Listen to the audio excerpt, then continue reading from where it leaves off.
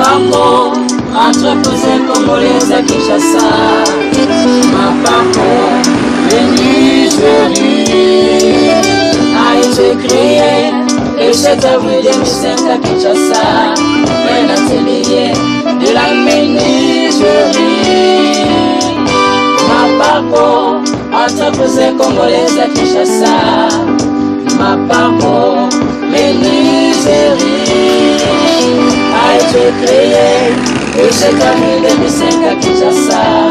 Un atelier de la menuiserie. Menuiserie des arts, milagres et construction. Mapaco, une entreprise du roulement congolais. Mapaco, menuiserie et construction. La RDC, elle fournit des solutions innovantes. Mapaco, entreprise congolaise à Kinshasa. Mapaco, menuiserie a été créé le 7 avril 2005 à Kinshasa. Un atelier de la menuiserie. Grâce à notre expérience, notre savoir-faire est un réseau d'experts nous aidons le client à créer un environnement de travail adapté à leurs besoins. Grâce aux études attentives des besoins. Ndeko Batali Mbote, balandi ya Mapaco 13 TV. Beaucoup remarqué, lelo toza na chantier te, toza na direction générale ya Mapaco. Topé bureau administratif ya société Nabino, société ya Banambuka na kombo ya Mapaco. Même te bolanda misala ya Mapaco ko sala kat na mboka. Na pesi merci mingi na bandeko nyonso bolanda Mapaco. Bandeko nyonso bako pesa biso confiance, bako pesa biso misala, bako benga biso. Tona ko soumettre biso ba problème na bango en fait que toi apporter solution na ba problème ko préoccuper bango na makambetali construction. Lelo toye pona ko lakisa bino lenge ni nesengeli ko zwa contact na Mapaco pe ndenge ni sengeli to sala musala, c'est-à-dire ceux qui ont contacté biso étape el bosso ezalaka nini ndine ko expliquer bana mboka balandi ya Mapaco 13 TV. Nabi malamu ete tango muta contacter biso esengaka d'abord ko sala lo babengaka expertise.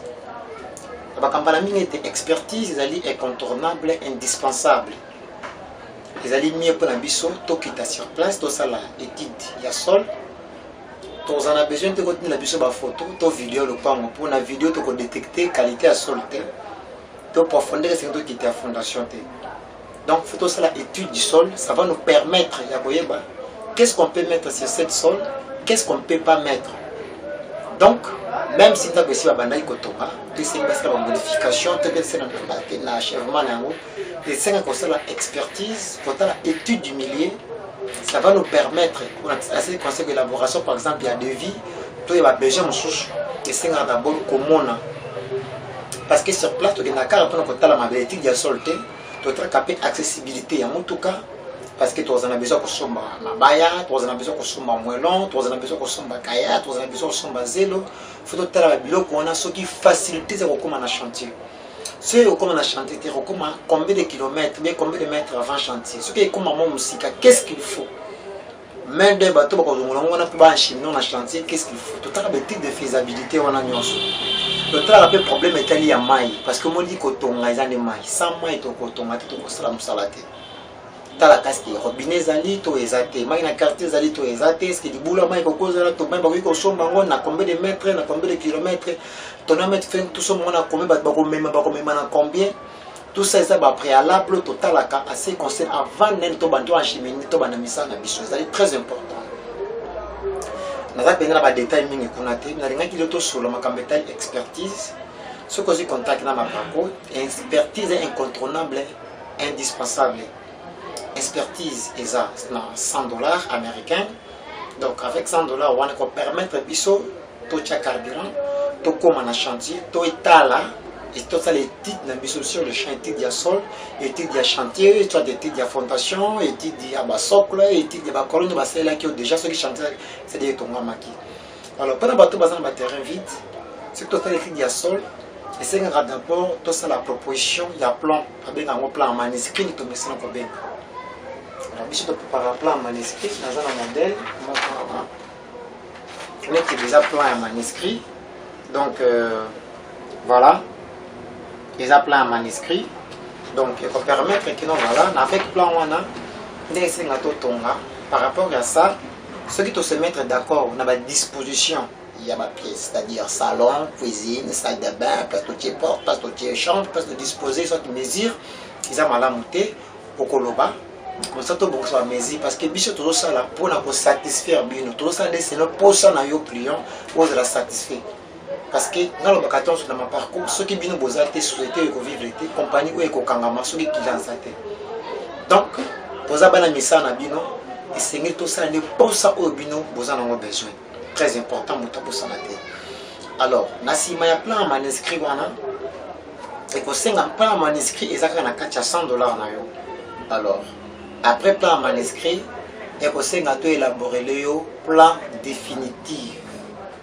Alors, le plan définitif, voilà, et je dépendre, ça dépend. Il y a dimension, ça dépend de la taille, de tout couper sa facture. Selon, après expertise, de couper sa facture, ce qui concerne, il y a plan. Alors, dans le plan, tu coupes sa bino, détail. Dans le plan, tu coupes sa bino, coupe, beaucoup de perspective, vie en plan. Vie en plan côté, vie en plan mélangé, etc. Mais ça, c'est détail, moi, mingi. Alors, le plan, tu peux imprimer en gros à 3 modèles, à 3 exemplaires. À 3 exemplaires, exemplaire, il y a exemplaire, moi, je suis un bureau à les a privés pour un bureau administratif comme archive dans biso. Et puis, plan, mon compte, tu peux ça au client, au Kendenango, parce que c'est yo. Tant que nous sommes contrôler à tout moment, ou à côté la mission en évolution. Est-ce que nous respecter le plan toté? Est-ce que les gens qui sont dans le plan toté, c'est très important. Et puis, troisième plan, ils ont pour le chantier, c'est-à-dire les techniciens sur place. Ils ont besoin pour l'exécution. Alors, plan exécution, ils ont besoin. Alors, je pense que c'est bien clair. La personne a un modèle, il y a un plan définitif, et ils ont un plan définitif. Non seulement la même Oyo, ils ont un plan définitif, ce qui n'a le bien à la Kissa, donc vous remarquez, donc aux hommes, donc ils ont un plan définitif, nous faisons le détail. Ils ont une photo, s'il vous plaît. Parce que de comment on va bien dire, non, mais dans mon plan, ils ont une photo, ils ont une photo. Donc voilà. Ils ont une photo, tout ça dans le logiciel Mobimba. Tout ça, il a mis ça là. Le logiciel Mobimba, tout ça, on a l'aide à l'ordinateur. Après tout ça, il y a l'impression. Donc ça, on relire à 3 exemplaires. Moi, pour les apprendre à client, moi, pour les en entreprise. Et puis, moi, pour le chantier, pour le détail, il y a des techniciens. Je vais vous expliquer. Balandi ma parcours très style puis ban beaucoup soutenir musala ou ma parcours sala. Donc voilà. Plan importance ya plan ezani. Parce que ndoko moka benga parce que ngala za na plan na ngai bo so ka plan na ngana bo sala tout ça. Cause na plan eza mabete, eza malamu. Ngana tika na expliquer bino boy. Plan eza ko na muto sombele muto chemise bi numéro ala takate. Ko sombele XL mais ala takane L. Au consommé de moto costume, il y a 52 000 à 48. Donc, vous verrez qu'il y aura une différence, incompatibilité que ça. Parce que les communes, les médecins qui ça plan, 100%, ça les titres 100%, la dimension exacte. Dans la dimension exacte, ça le pas. Pour la dimension exacte, parce que au moment où on a soumis le pont de Kinshasa, on a le pont de 20 mètres sur 25. Mais souvent, tant que tu as une expertise, au moment où tu as 20 mètres sur 25, tant que tu as une expertise, tu as remesurer le pont en à 18 mètres sur 20.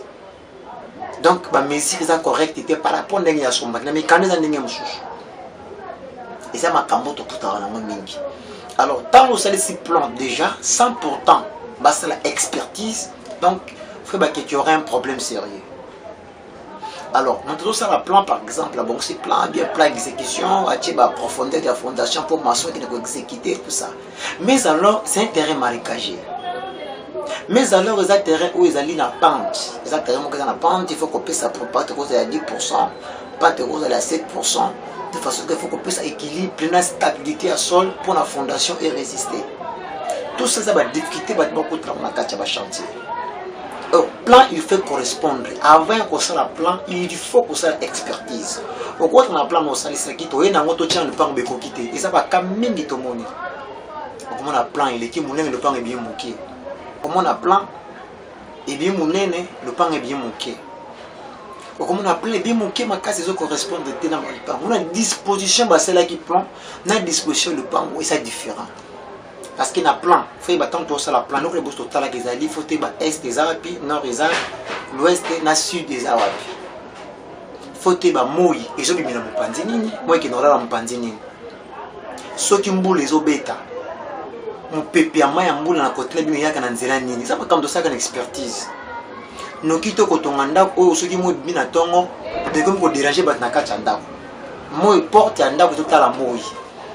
Donc, ce sont des secrets professionnels, mais nous allons comprendre que expertise avant tout ça. C'est ma total avant l'élaboration à plan. C'est très important. Parce que ce que vous observez en placement, vous aurez des problèmes. Vous aurez des problèmes.